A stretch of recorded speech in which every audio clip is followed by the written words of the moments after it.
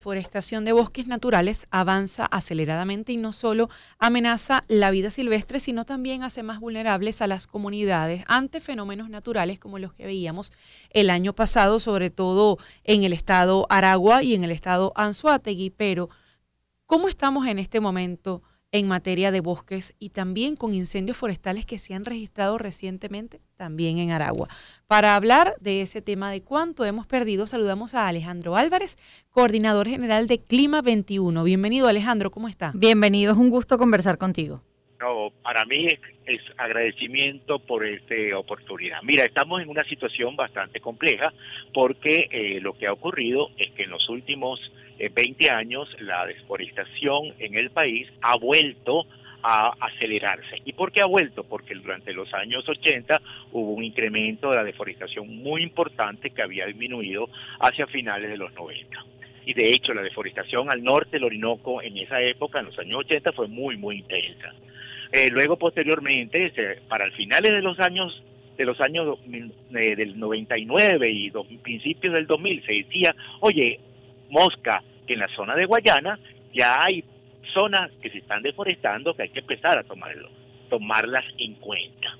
Eso se dijo en varios informes. Ahora, ¿qué pasa en los últimos 10 años?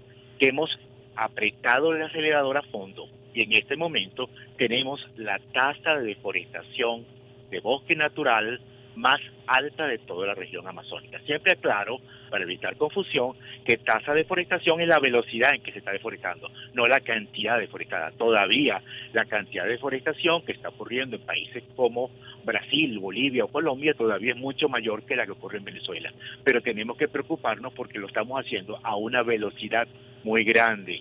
Y no solamente al sur del país, sino que en un informe que publicamos nosotros el año pasado, encontramos que estados como el estado Zulia, Anzoátegui y Monagas también tenían tasas de deforestación muy altas en los últimos años, perdón. Alejandro, pero es popular el refrán de que un árbol no hace un bosque, pero ¿cuál es el impacto que tiene y cuáles son las consecuencias reales de la deforestación? Y pongamos como ejemplo lo que ha ocurrido en Haití, un país que en el último siglo ha perdido 98% de la cobertura vegetal. ¿En qué medida eso está asociado a la cantidad de tragedias que vive Haití como nación? Sí, es enormemente grave. La situación de Haití es una situación que uno puede decir que es casi de estudio, porque ahí se destruyó, tal cual como lo está diciendo, gran parte del bosque natural, y eso produjo que todas las colinas, o sea, la zona que es la frontera entre Haití y la República Dominicana es una zona montañosa que originalmente estaba cubierta de bosques en gran medida. Al deforestarse del lado haitiano, mucho menos del lado dominicano, ¿qué ocurrió? Que los suelos, al quedar completamente sin cobertura vegetal, se hicieron muy fácilmente erosionables.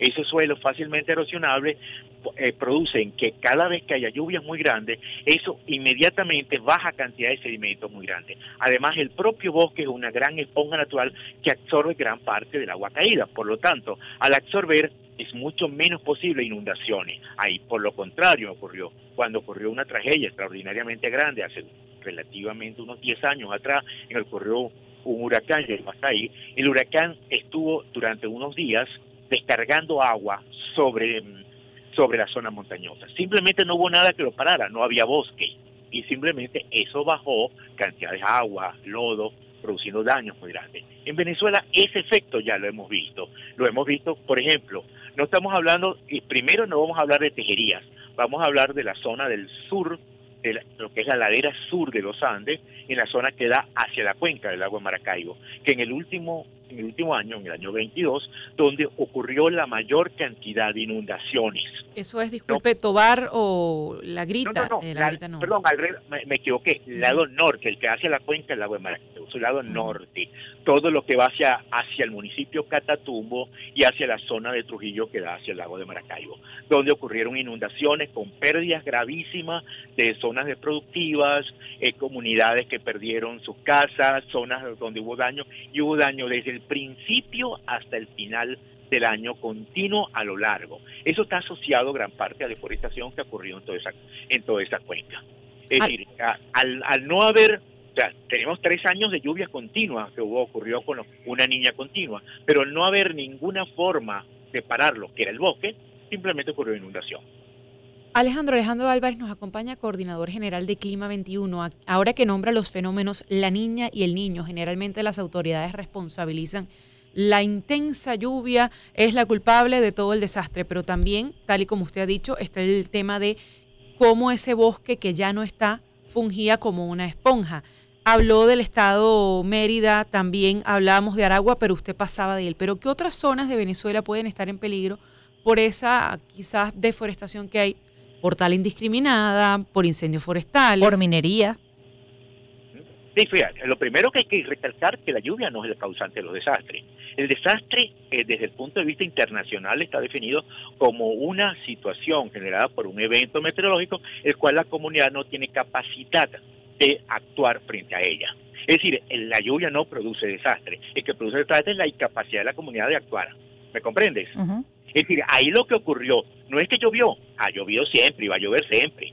Es que no hay capacidad de planificar, organizarse, digamos, actuar frente a esa situación de tal manera de ya estar prevenido y evitar los daños posibles.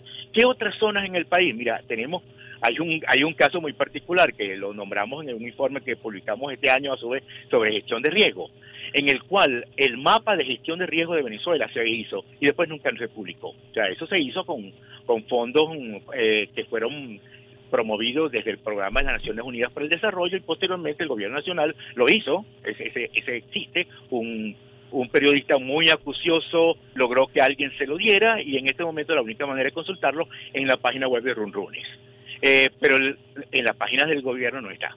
En ese aparecen todas esas zonas que tú estás diciendo. ¿Dónde tenemos zonas que son afectadas? Primero, la zona más inundable de Venezuela es interesante, es la zona más al oeste del estado Apure, donde hay un municipio, donde es el municipio más inundable de Venezuela. Ahí llega una cantidad enorme de ríos que llegan a una zona plana y generalmente se inundan.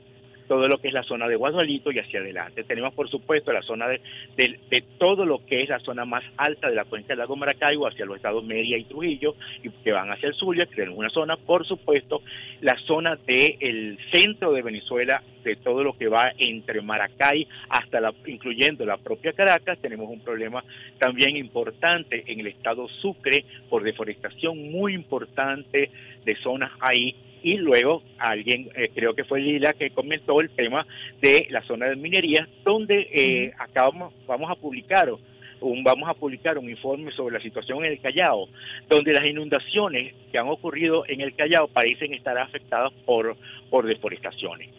Aunque es muy complejo nunca decir cuál es la causa de procesos tan complejos como ese.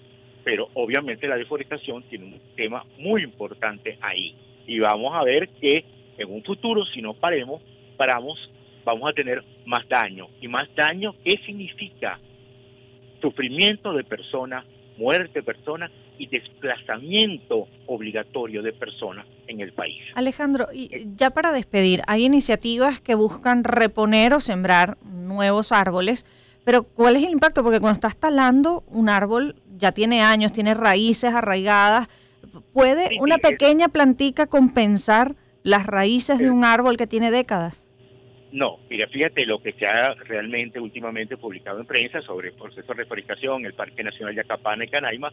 Definitivamente la información, la escasísima información que publica al respecto indica que ahí no hay un elemento técnico, para nada. Es decir, reforestar esas zonas son complejas y se necesita muchísima ciencia, es decir, conocimiento de dónde vas a reforestar, qué vas a reforestar y en qué proceso continúa a lo largo de muchos años.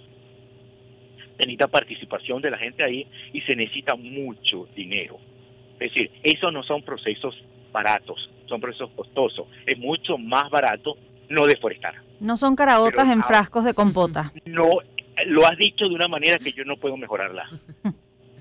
Alejandro, muchísimas gracias por haber estado con nosotros estos minutos en Zona Éxitos.